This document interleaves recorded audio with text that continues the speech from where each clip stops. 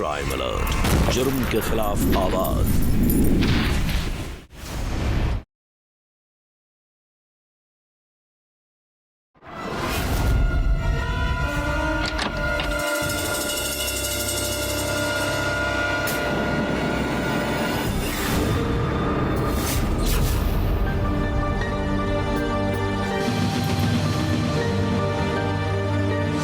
यदि हमारे परिवार या आस पड़ोस में कोई व्यक्ति बीमार या किसी शारीरिक अपंगता का शिकार हो जाता है तो हम उसके प्रति संवेदनशील होते हैं, उसके सुख दुख का ध्यान रखते हैं।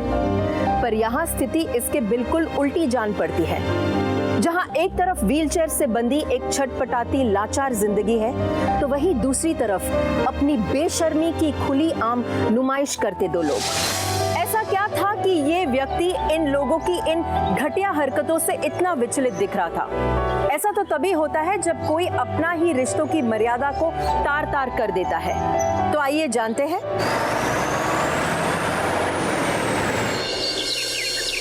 भाभी जी कहीं दिखाई नहीं दे रही हैं। वो ऑफिस से निकल चुकी है, बस घर आती ही होगी। भाई साहब, आपका घर तो बहुत शानदार है, वैसे आप करते क्या है? जी मैं गवर्नमेंट कॉलेज में टीचर था, लेकिन कुछ गलतफहमी की वजह से मुझे डिसमिस कर दिया गया। उसी मामले में पिछले 7 सालों से मैं केस लड़ रहा हूँ। और रही बात इस घर की, तो ये मेरी पत्नी का है, जिसका कपड़ों का इंपोर्ट एक्सपोर्ट का फैमिली बिजनेस है। नमस्ते। नमस्ते। हाउ आर यू जीजा जी? अगर आपकी और दीदी की बात बनती है तो ये मेरी छोटी बेटी रितु। बेटा नुपुर को बुलाओ, लड़का लड़की एक दूसरे को देखेंगे तभी तो पसंद करेंगे। जी अभी बुलाती हूँ।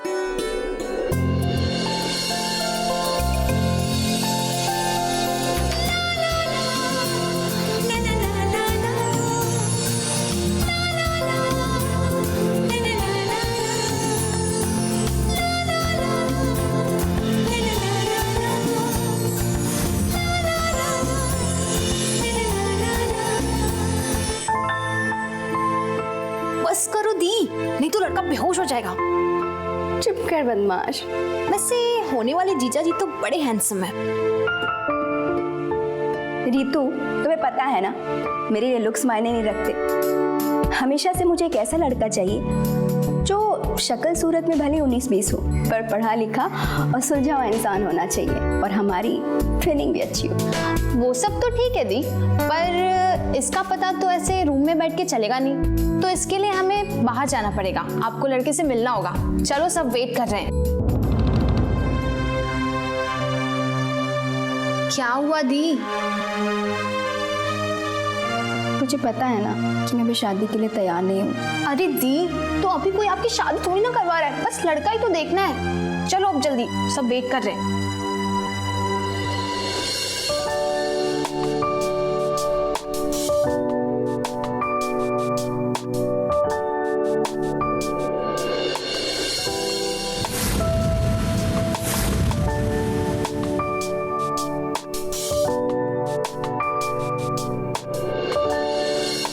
ये मेरी बड़ी बेटी नुपुर है। भाई साहब, ये लड़का लड़की का यूं मिलना आज के जमाने के चोचले हैं। हमारे जमाने में तो माँ बाप जो पसंद करते थे उसके साथ जिंदगी बितानी पड़ती थी। सही है। बेटा तुम्हें कुछ पूछना है तो पूछ लो। वैसे तुम कहाँ तक पढ़ी हो? मैंने बीकॉम किया है। एक कॉलेज में टॉपर है, गोल्ड मेडल भी मिला है इसे। वैसे आपने कहाँ तक पढ़ाई की है? मैंने तो 12वीं तक पढ़ाई की है। तो क्या है ना कि उससे आगे की पढ़ाई मेरे बस की नहीं थी, और मेरा सारा समय बॉडी बिल्डिंग में निकल जाता था। लगता है जिम में बहुत मेहनत करते हो।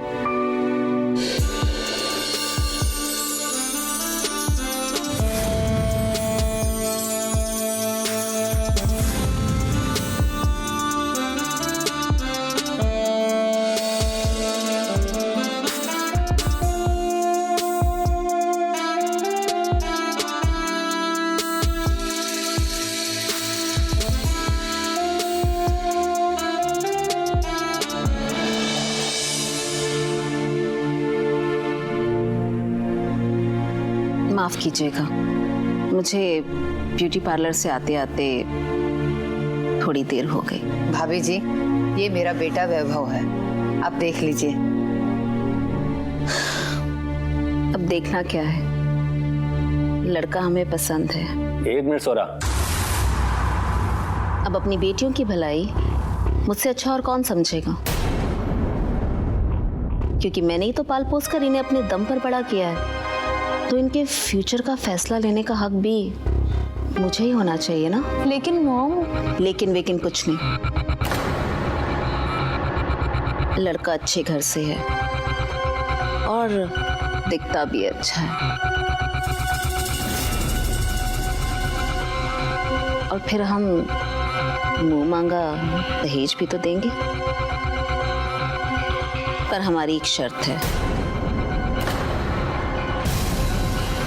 लड़का शादी के बाद यहाँ घर जमाई बनकर हमारे घर में रहेगा। देखिए, आपकी बात तो नेक है, लेकिन वैभव हमारा इकलौता बेटा है। तो क्या हुआ, हमारी भी तो 2 बेटियां हैं, और फिर अगर वैभव घर जमाई बनकर हमारे घर में रहता है तो हमारे घर और कारोबार दोनों की देखभाल कर सकता है, और फिर ये तो हमारे लिए भी अच्छा होगा ना, क्यों वैभव? तो पापा मम्मी जरा 1 मिनट साइड में। एक्सक्यूज मी, आप दोनों शांत क्यों बैठे हैं? फटाफट हाँ क्यों नहीं कर देते? इतना बड़ा घर है, इतनी बड़ी प्रॉपर्टी है, सब मेरे नाम हो जाएगी।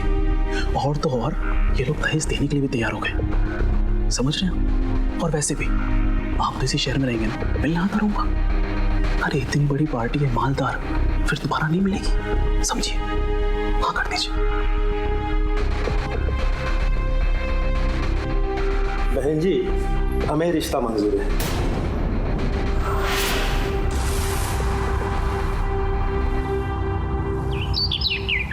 नुपुर मेरी भी बेटी है। तुम इस तरह अकेले उसके भविष्य का फैसला कैसे तय कर सकती हो? एक बात बताओ, मैंने आज तक तुम्हारी कौन सी बात मानी है जो अब मानूंगी? इसलिए मेरा दिमाग मत खराब करो। और ये घर जमाई का क्या चक्कर है? मैं यूं ही अपनी बेटी के जीवन के साथ तुम्हें खेलने नहीं दूंगा। तेरी हिम्मत कैसे हुई मुझ पर आवाज उठाने की? तू है क्या बे? तेरी औकात इस घर में एक नौकर की भी नहीं है, और तू मुझसे सवाल जवाब कर रहा है? थोड़ी नीची आवाज में बात करो, बच्चे सुन लेंगे। सुनते हैं तो सुन ले। उन्हें भी तो पता चले कि उनका बाप 1 नंबर का नौकर आदमी है।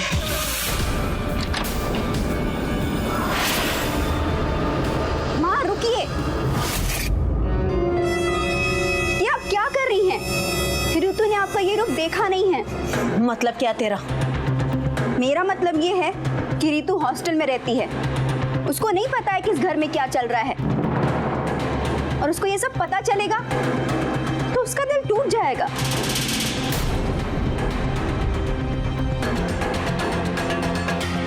नुपुर, तू मेरी एक बात कान खोलकर सुन ले, शादी तेरी उसी लड़के से होगी, और अगर तूने इस आदमी के बहकावे में आकर जरा से भी ना नुकुर की तो अच्छा नहीं होगा, समझी?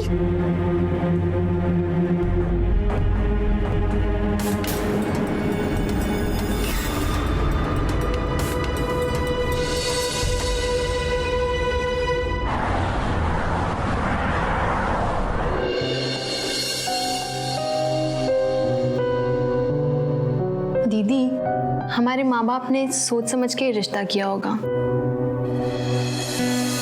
शादी का फैसला मम्मी का है, मेरा नहीं। तो उन्होंने जीजू में कुछ ऐसा देखा होगा ना। आप बस रिलैक्स करो और आने वाली जिंदगी का खुल के वेलकम करो। तेरे तो दोनों हाथों में लड्डू मिल गए मेरे भाई। एक तो इतनी अमीर लड़की से शादी कर ली, ऊपर से उसी का घर जमाई बन गया। चीयर्स मेरे भाई, चीयर्स। अच्छा सुन तो भाई, तेरी जो छोटी साली है ना, उससे जरा हम शादी की बात करवा देना यार। Cheers for cheers. पता नहीं, पर कुछ अच्छा नहीं लग रहा, मन बहुत घबरा रहा है। अरे दीदी, आप भी ना बिना बात के टेंशन लेते रहते हो। लाइफ की सारी अच्छी चीजें ना जल्दी हो जाती हैं, जैसे कि बचपन। वैसे जीजू कहीं दिखाई नहीं दे रहे।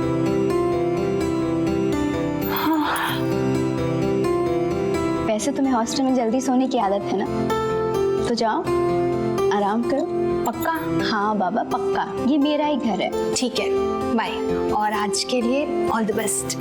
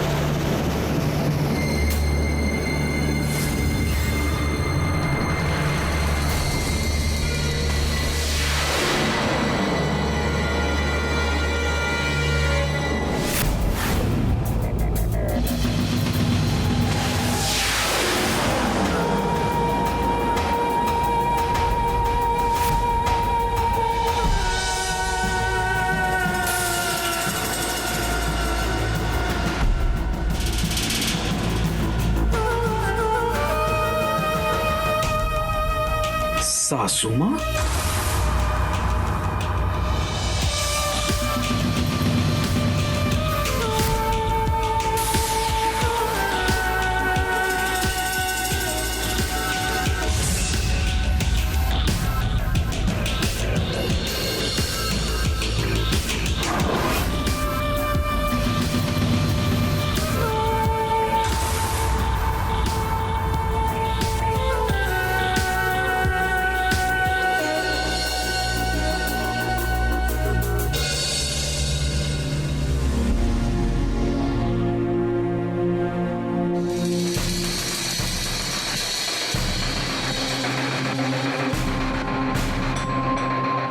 पता नहीं ये कहाँ रह गए।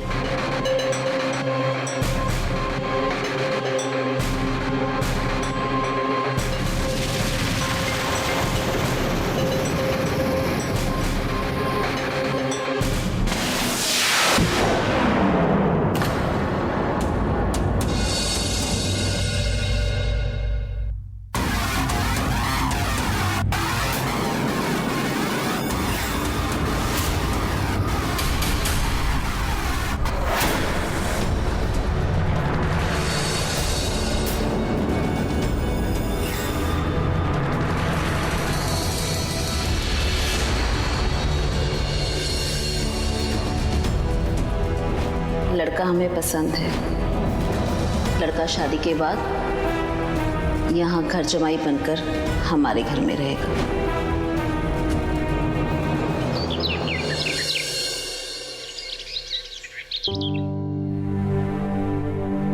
पापा चाय। नूपुर,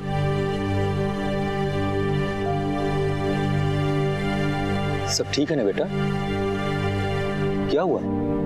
कल रात कुछ ऐसा हुआ कि मेरा मन मानने को तैयार ही नहीं है कि वो सच था। अभी भी ऐसा लग रहा है कि वो एक बुरा सपना था। सौरव को किसी के साथ देखा क्या? मेरे पति के साथ।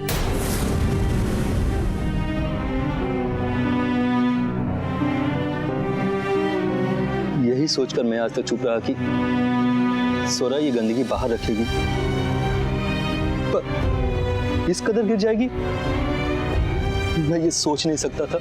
माँ के बारे में न जाने कितने लोगों ने क्या क्या नहीं कहा, पर उनकी बातों पे मैंने कभी भी यकीन नहीं किया, क्योंकि मुझे ऐसा लगता था कि वो सब बस ऐसे ही कह रहे हैं।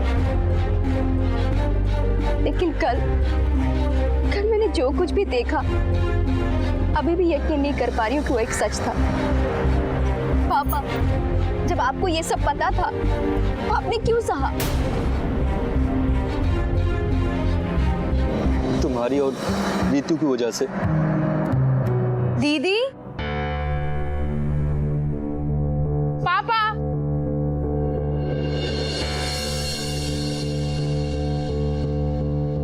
सब ठीक तो है ना? अरे हाँ, वो तो बस ऐसे ही। बेटा, कल मेरी बेटी दूसरे की घर की अमानत हो गई, वही सोचकर थोड़ा जज्बाती हो गया था और ये भी रो पड़ी। So cute. वैसे आप लोग जज्बाती होने के अलावा भूखे भी होंगे, तो जल्दी चलिए, नाश्ता रेडी है और पापा मेरी 10 बजे की ट्रेन है। तुम इतने जल्दी जा रहे हो? हाँ दी, वो हाफ ईयरली एग्जाम सर पे है और पापा आपको मुझे स्टेशन ड्रॉप करना है। जल्दी नाश्ता कर लो, मुझे पैकिंग भी करनी है। ठीक है, ठीक है। चल।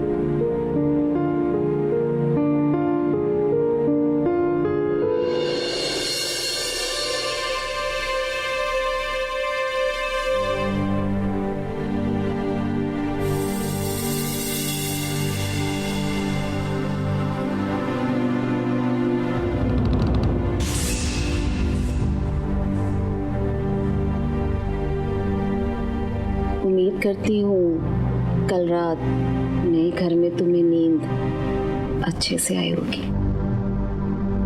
वैसे कल रात नींद आई किसे?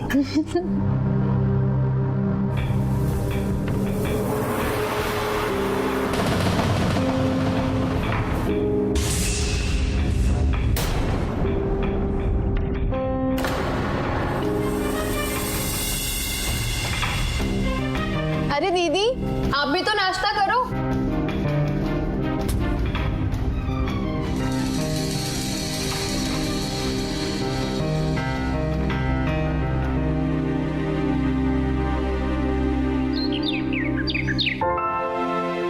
दी, वो ब्लू जीन्स देना।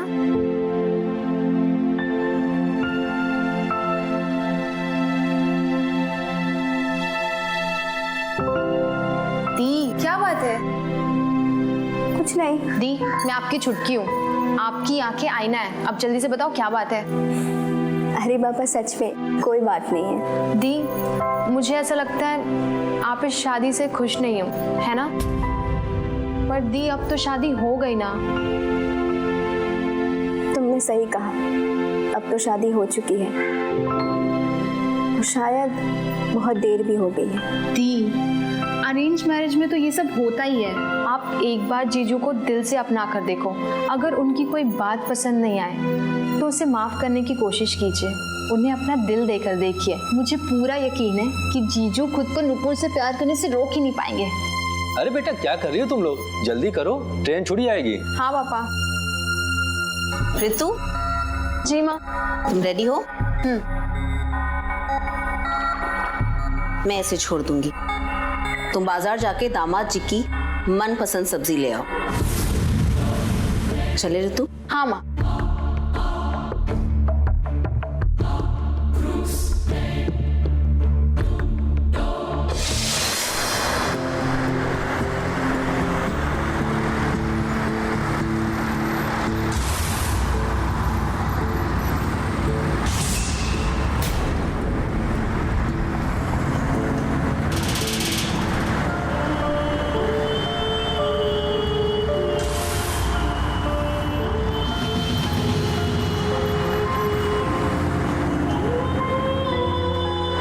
गाड़ी रोको। क्या हुआ? वो बेटा, मेरी बहुत इंपॉर्टेंट मीटिंग थी, मेरे दिमाग से उतर गया। तुम एक काम करो, तुम गाड़ी लेके स्टेशन चली जाओ। हाँ, मैं रिक्शा ले लेती हूँ। Okay okay mom. बाय बेटा, टेक केयर।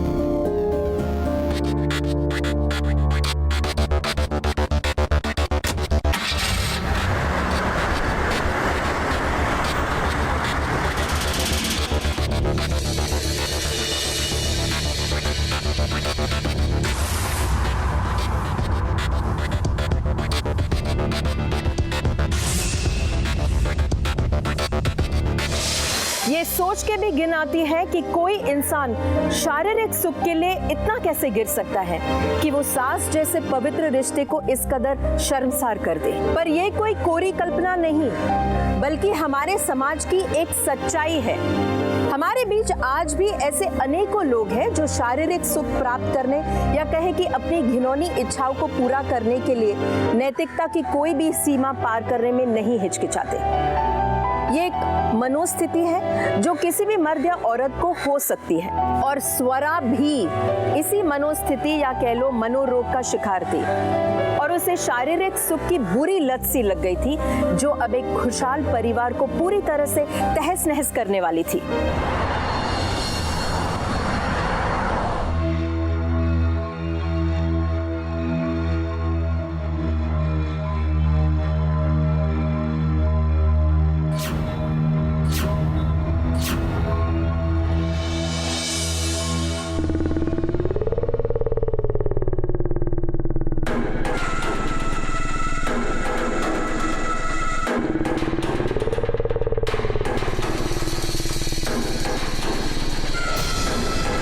समझ में नहीं आता कि अभी मेरा मूड नहीं है।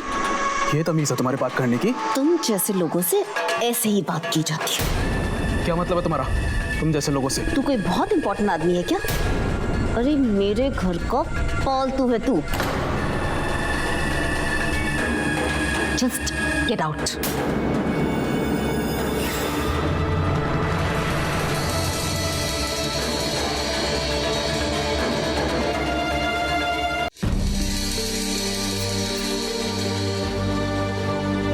देख, ये जा रहा है मिस्टर बेचारा, अपनी बीवी तो संभलती नहीं, हर जगह मुंह मारती है। मोहल्ले के हर एक लड़के के पास आंटी का कोई ना कोई किस्सा तो है। लगता है अब हमें भी इसके घर के बाहर लाइन लगानी पड़ेगी। ये आंखें अपनी बीवी को दिखाई होती ना, तो आज तुम्हारी घर की इज्जत तार तार नहीं होती।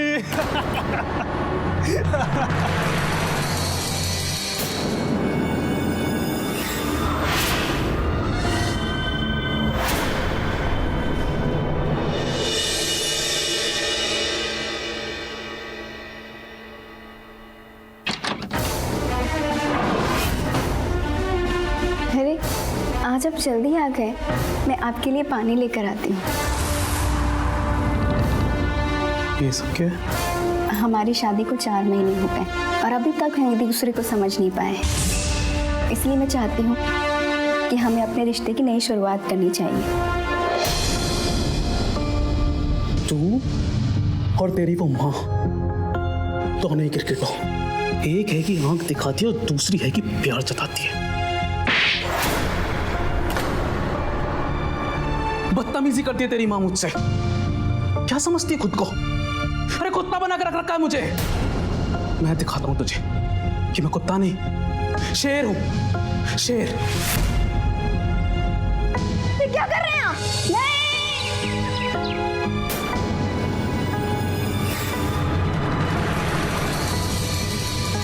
नुपुर, नुपुर बेटा, नुपुर।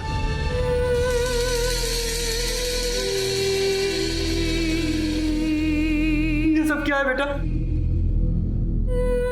किसने तुम्हें मारा बेटा?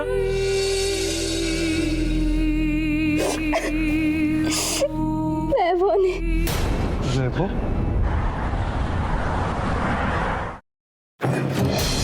तुम अपनी गिरी हरकतों से बाज नहीं आओगी। तुम्हारे इस गंदे दिमाग ने हमारे पूरे परिवार को बर्बाद कर दिया है। तेरी औकात नहीं मुझे आंखें दिखाने की, और जिस घर परिवार की बात तू कर रहा है ना, वो मेरे कमाए हुए पैसों से चलता है, इसलिए इस घर में चिल्लाने का हक सिर्फ मुझे है। तुमने कभी अपनी बेटियों के बारे में सोचा है? लोग क्या कहेंगे? तुम इतना हद तक गिर सकती हो? मैं तेरी बात क्यों सुनूं? आखिर तुझ जैसे नकारा आदमी को जिंदगी भर पाला है मैंने। मैं आज तक अपनी बेटी की खातिर चुप रहा, पर उस वैभव ने आज हद कर दी। उसने हमारी बेटी के ऊपर हाथ उठाया। मैं पुलिस स्टेशन जा रहा हूँ कंप्लेन करने। तुम्हारी और उस वैभव की सारी पोल पट्टी खोल दूंगा। क्या कहेगा तू पुलिस स्टेशन में? यही कि तू मानसिक रूप से बीमार है, तुम्हें शारीरिक संबंध बनाने की लत पड़ गई है, और उसी वजह से तूने हमारा सारा परिवार बर्बाद कर दिया है। मैं और मेरी बेटी तुमसे और उस वैभव से छुटकारा चाहते हैं। मैं और मेरी बेटी तुमसे और उस वैभव से छुटकारा चाहते हैं।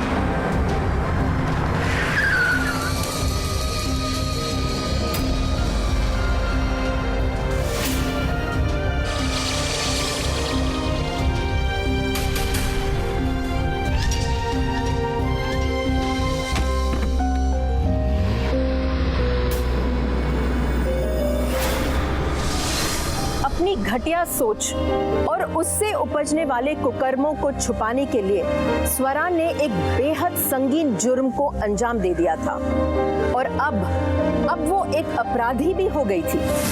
उधर इस एक्सीडेंट से नीरज की जान तो बच गई थी, पर वो पैरालाइज बेचारा लकवे का शिकार हो गया था। परिवार की सबसे छोटी बेटी ऋतु के वार्षिक परीक्षा सर पर थी और इसीलिए बड़ी बहन नुपुर ने उसे पिता नीरज के एक्सीडेंट की बात बताना उचित नहीं समझा। नुपुर चाहती थी कि ऋतु बहुत अच्छे अंकों से पास होकर कहीं दूर एक अच्छी नौकरी के साथ सेटल हो जाए और उस पर अपनी माँ के कलुषित विचारों की छाया कभी न पड़े।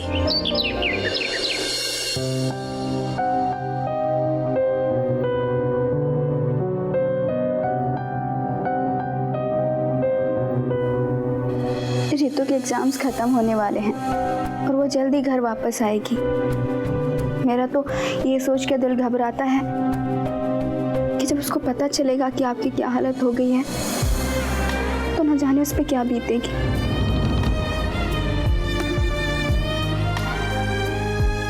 पापा, अब मैं आपका हाथ सीधा करने की कोशिश करूंगी, आप भी ना थोड़ा ताकत लगाइएगा।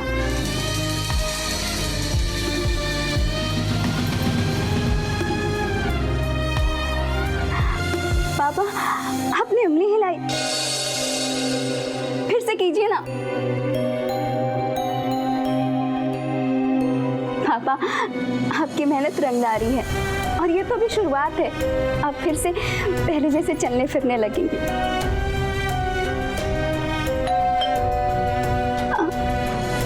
पापा, मैं देख कर आती हूँ कौन है।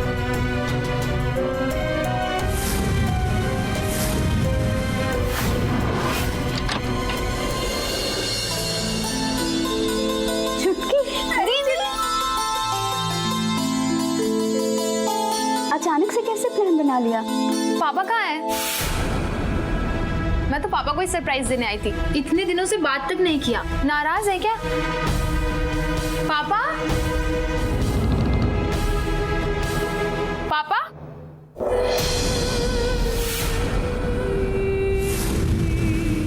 पापा? पापा? ये क्या हो गया पापा? पापा ये क्या हो गया? दी, मुझे किसी ने बताया क्यों नहीं? पापा।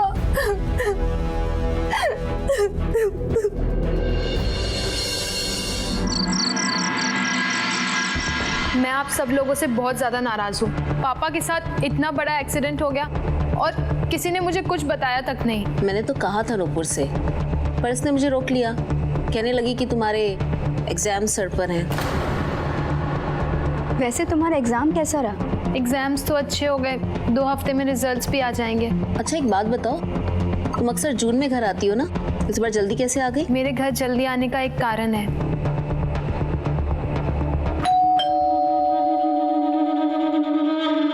एक मिनट, मैं अभी आई। किधर जा रही है लड़की?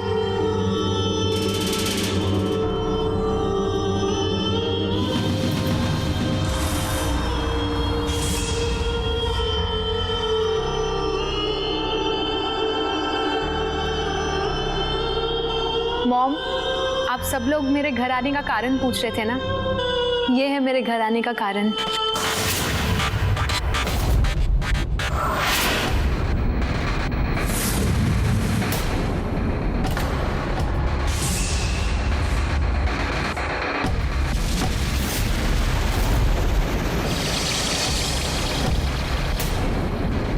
मॉम, ये मुदित है, मेरा कॉलेज फ्रेंड। हम दोनों कॉलेज में साथ पढ़ते हैं और हम लोग काफ़ी अच्छे दोस्त भी हैं। मुदित, ये मेरी मॉम है, वो पापा, वो जीजू और ये मेरी दीदी। हाय।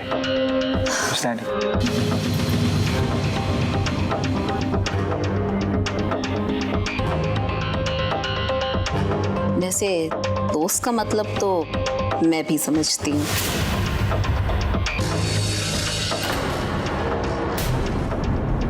इससे पहले कि बात आगे बढ़े, मैं तुमसे एक बात साफ साफ कहना चाहती हूँ। जी, वो क्या?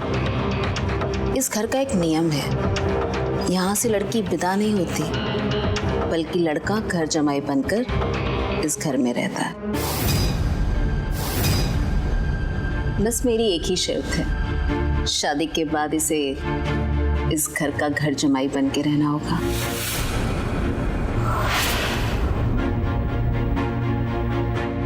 सॉरी आंटी, मेरे पेरेंट्स अलाउ नहीं करेंगे। अरे भाई, तो हम कौन सा तुम्हें तुम्हारे माँ बाप से चुरा लेंगे। जब भी तुम्हारा मन करे अपने माँ बाप से जाकर मिल लेना।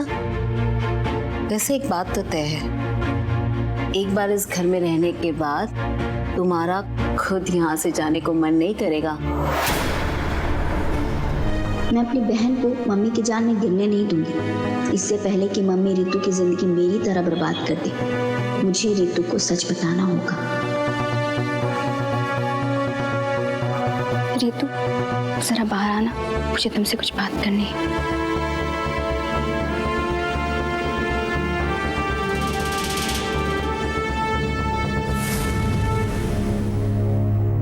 रितु, तू आ गई?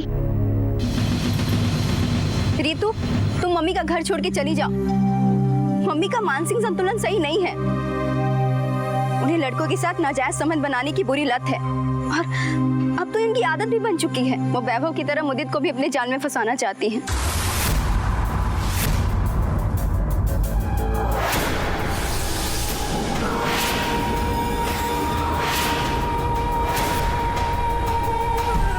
माँ, मुझ पर उंगली उठाने की तुम्हारी हिम्मत कैसे हुई? मेरे बारे में इतनी घटिया सोच? तुम्हें क्या लगता है कि मुझे तुम्हारे बारे में कुछ भी नहीं पता? मैं आपके बारे में सब कुछ जानती हूँ। तो मुझे लगा कि आपने मेरी जिंदगी तो बर्बाद कर ही दी है, पर मैंने ये कभी नहीं सोचा था कि आप रितु की जिंदगी में बर्बाद करने के लिए तैयार हो जाएंगे। नुपुर, मेरी बात सुनो। नहीं, मैं जा रही हूँ तुम्हारा उसको सच बताने।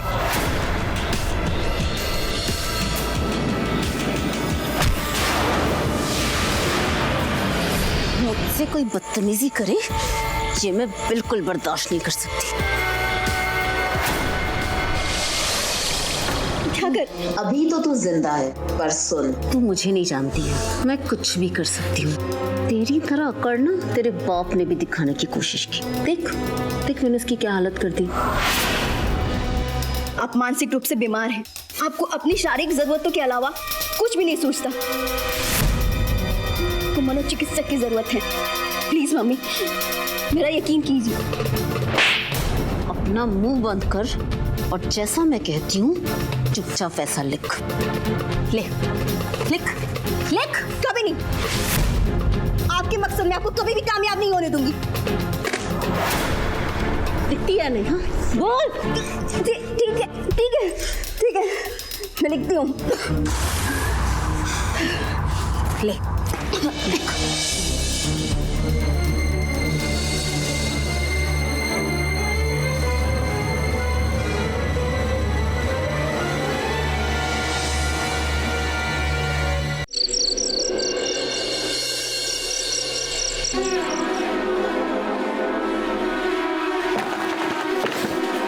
कहाँ गायब थी आधी रात तक? अरे बाबा, तुम्हारे पास ही आ रही थी। मुझे तुम्हारी मदद की जरूरत है। नुपुर के पर निकल आए हैं, उसे कुतरना है। वाह, जरूरत पड़ी तो मेरी याद आ गई, वरना आजकल तो आप हमें धुतकारती रहती हैं। ऐसा मत कहो ना, मैंने तुम्हारे लिए कितना कुछ किया है। ये घर, ये दौलत, ये सब कुछ तुम्हारा ही तो है। माँ, अब तो वो तुम्हारा नया खिलौना कराने को तैयार है। पर तुम्हारी जगह इस घर में और इस दिल में और कोई नहीं ले सकता। वैसे करना क्या होगा? बताती हूँ। इतनी जल्दी भी क्या है?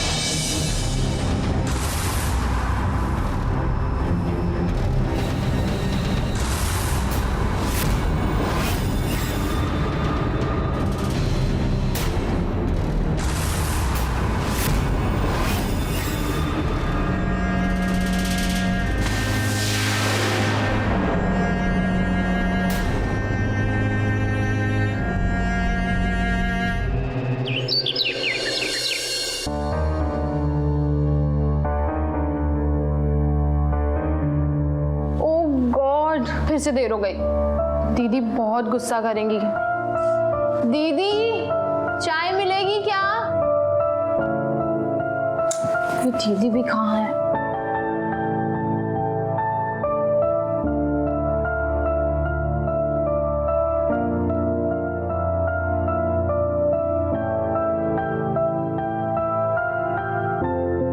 दीदी दीदी दीदी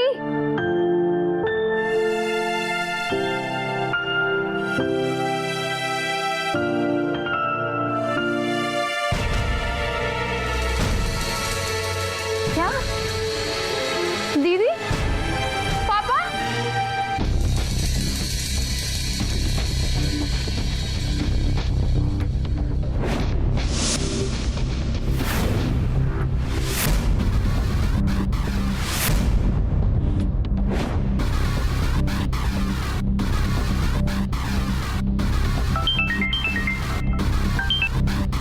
हेलो हेलो आंटी। मुदित, कैसे हो तुम? जी मैं बिल्कुल ठीक हूँ, आप बताइए कैसे याद किया?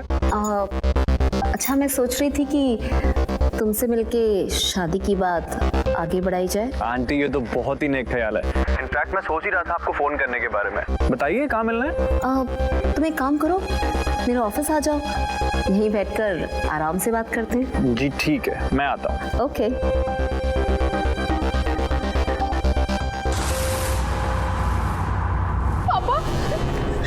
पापा दीदी घर छोड़कर चली गई है।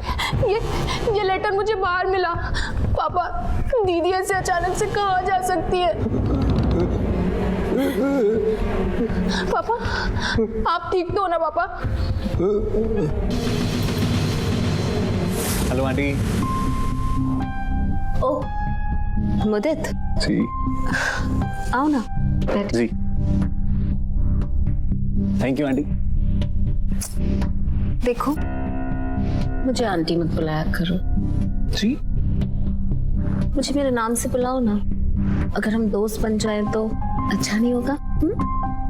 जी आंटी, मेरा मतलब है स्वरा जी। जस्ट स्वरा। ओके स्वरा।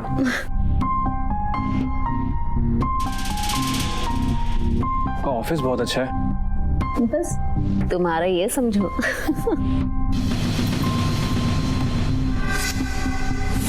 क्या चाहिए पापा आपको?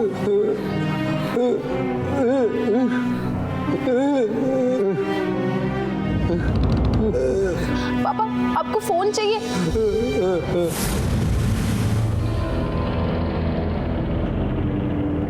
देखो मुदित, ये घर, ये ऑफिस, ये सारी दौलत, ये सब कुछ तुम्हारा ही तो है।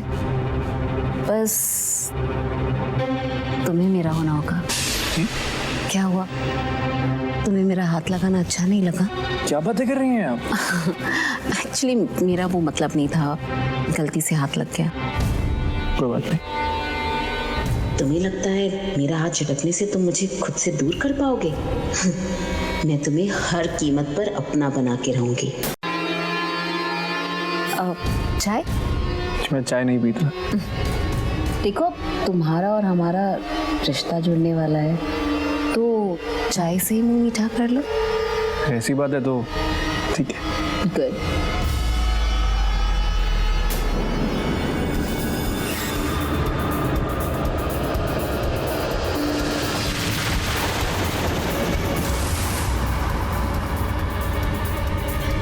Thank you.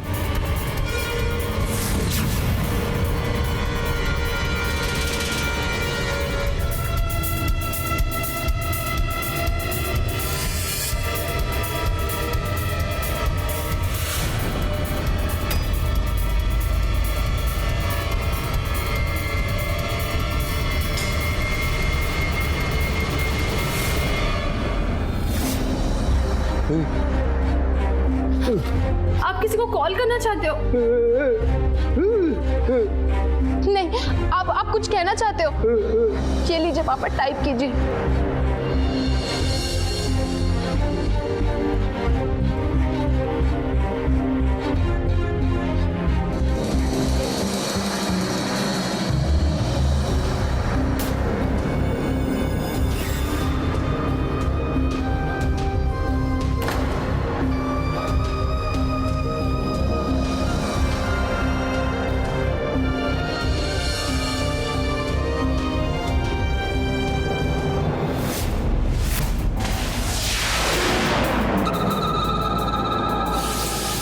बार मेरी नजर जिस पर पड़ जाए उसे तो मैं हासिल करके ही रहती हूँ, फिर मुझे जमीन आसमान एक क्यों ना करना पड़े। जब से तुमने देखा है तुमने मुझे दीवाना बना दिया है, और अब हमारे बीच जो भी होगा उसे मैं रिकॉर्ड कर कर तुम्हें ब्लैकमेल करूंगी, और फिर तुम हमेशा के लिए मेरे हो जाओगे।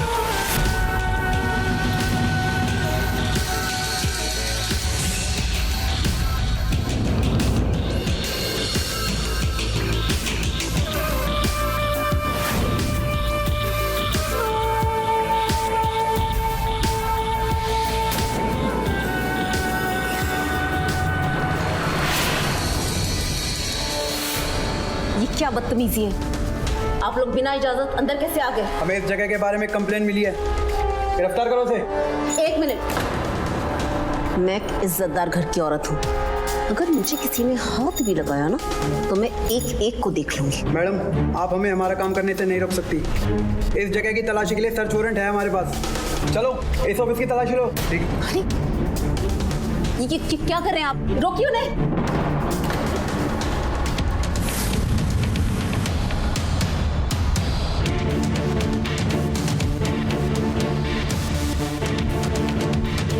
आप ठीक हैं?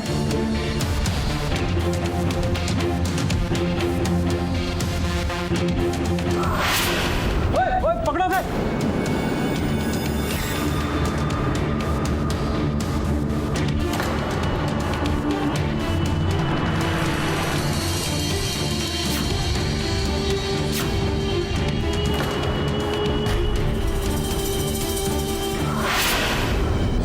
नशा या लत, चाहे वो किसी भी चीज का हो, हमेशा नुकसान ही करती है। कोई भी लत धीरे धीरे इंसान को अपना गुलाम बना लेती है और फिर उस इंसान को अपनी लत की पूर्ति के सिवा और कुछ नहीं सूझता। यही हुआ स्वरा के साथ। उसकी शारीरिक सुख की भूख इतनी बढ़ चुकी थी कि उसे सही गलत का पता ही नहीं चला। ऐसी लत से बाहर आने के लिए भी उपाय मौजूद है, और वो है साइकेट्रिस्ट यानी मनोचिकित्सक। कहते हैं मन एक मंदिर होता है, और जैसे हमारे विचार होते हैं वैसे ही हम बन जाते हैं। तो अगर किसी के मन में काम, वासना और रिश्तों को कलुषित करने वाले विचार चलते हैं तो उसे अपनी सोच बदल देने की बेहद जरूरत है। स्वरा के साथ भी यही हुआ। स्वरा के साथ उसकी शारीरिक सुख की भूख इतनी बढ़ चुकी थी कि उसे सही गलत का पता ही नहीं चला। फिलहाल स्वरा और वैभव पुलिस की गिरफ्त में है और उनके ऊपर आईपीसी की धारा के अंतर्गत मुकदमा चल रहा है। वहीं दूसरी तरफ नुपुर अपनी बहन ऋतु और पिता के साथ एक नई जिंदगी की शुरुआत कर चुकी है। इसी के साथ मैं इंदिरा कृष्णा आप सभी से विदा लेती हूँ। फिर मिलेंगे ऐसी ही एक सच्ची घटना के साथ। तब तक के लिए be alert, be safe and be good, और देखते रहिएगा क्राइम अलर्ट, जुर्म के खिलाफ आवाज। जय हिंद।